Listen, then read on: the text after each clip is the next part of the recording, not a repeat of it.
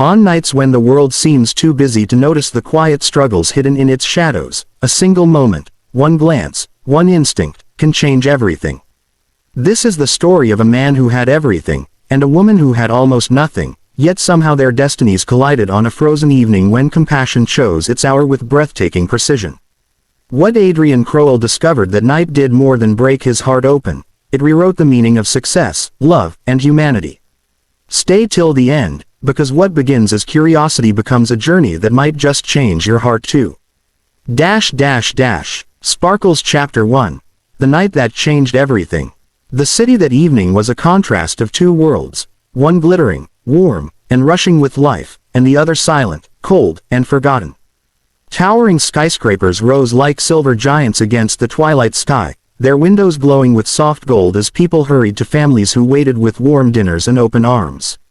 But among all this movement, Adrien Crowell, one of the youngest self-made millionaires the city had ever known, stood utterly still on the marble steps of his corporate building.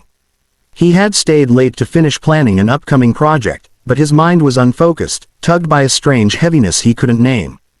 As he exhaled into the cold air, something shifted in the corner of his vision. Marina Valz, quiet, almost invisible Marina, walked out through the revolving glass doors. Her usual pace was quick, disciplined, but tonight her steps dragged as if she were carrying the weight of the universe rather than just the two thin bags hanging from her tired hands. Adrien watched her with an uneasiness he didn't understand. She was always kind, always respectful, always early, always the last to leave, yet she never asked for a raise, a break, or even a moment of grace. Her head remained down, her smile polite but fleeting, and her presence more shadow than person. She had been in his company for nearly a year, and still, he realized with a painful pinch of guilt, he knew nothing about her except her work ethic. She crossed the street swiftly, weaving through the crowd like a ghost slipping between the living.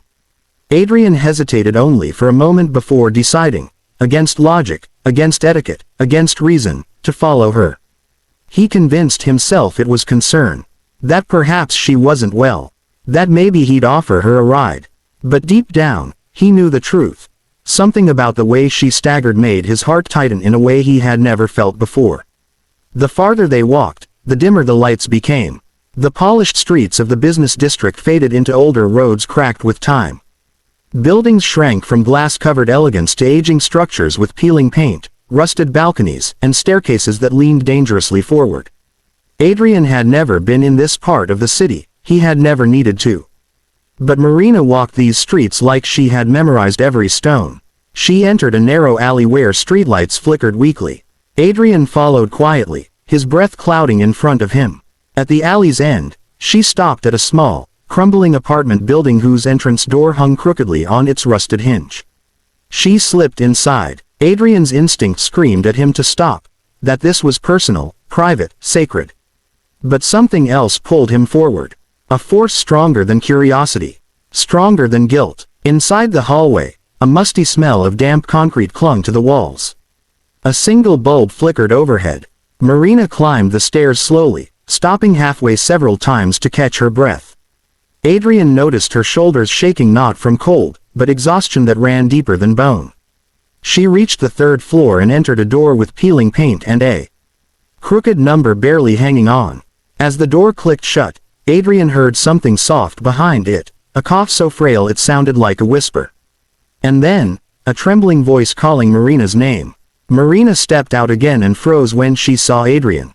Her eyes widened in shock, fear, and shame all at once.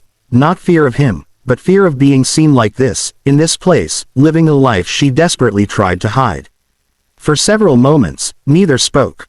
Then, with a breath so fragile it seemed to shiver midair, Marina stepped aside.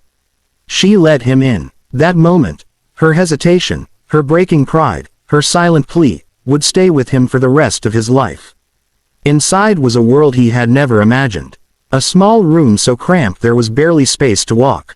A single mattress lay on the floor where an elderly woman, thin, pale, fragile, was wrapped in layers of blankets, shaking with every breath. Medical supplies, old and depleted, cluttered the corner. A tiny heater buzzed weakly, unable to banish the cold. A cardboard box held a few cans of soup and half a loaf of stale bread. Adrien felt the air knocked out of his lungs. Marina knelt beside her mother, whispering comfort, adjusting her pillow with tender hands that trembled with fatigue. When she finally spoke, her voice cracked under the weight of months, years, of hidden struggle. She told him about Rosa, her mother, whose illness had stolen her strength and left her dependent on medications they could barely afford. She told him about working 2 jobs, sleeping 4 hours, skipping meals, surviving on determination alone. And then she said words that would scar his heart forever. I didn't want to trouble anyone. I just wanted to survive quietly. I didn't want to be a burden. Adrien felt his throat tighten painfully. This was not a life. This was battle. This was sacrifice disguised as routine. This was love surviving by sheer willpower. And he had never seen her.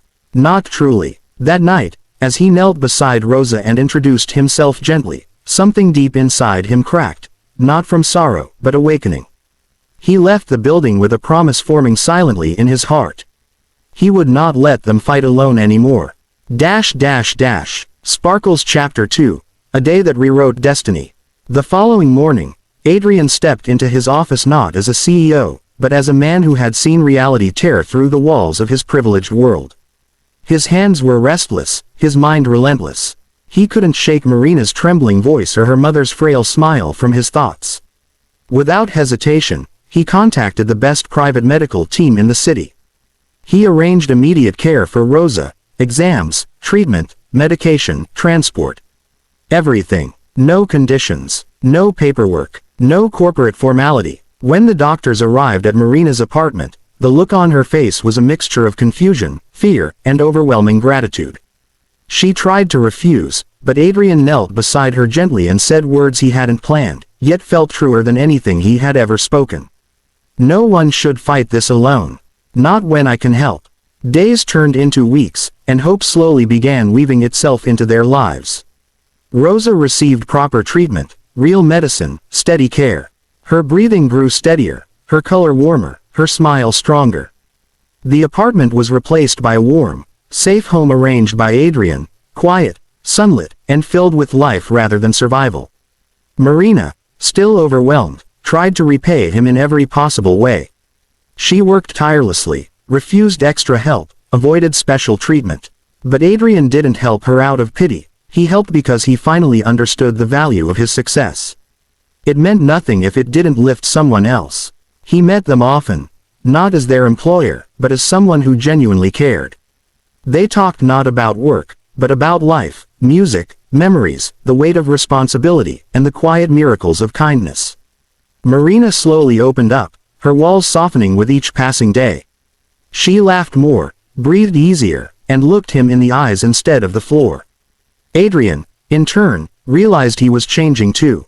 The world he lived in had always been sharp, fast, ambitious. But with Marina and Rosa, everything felt softer, more human. He felt anchored, grounded, connected in a way success had never given him. And he understood something profound. Sometimes you don't choose the people whose lives you change. Sometimes destiny chooses for you. Marina's mother once told him, her voice gentle, "You didn't just save our home, you saved my daughter's spirit." And Adrien knew then that following Marina on that cold evening had not been a mistake, it had been a calling. By the time winter began to fade into early spring, their lives were intertwined in a bond woven from gratitude, compassion, and something deeper, something neither of them dared name yet.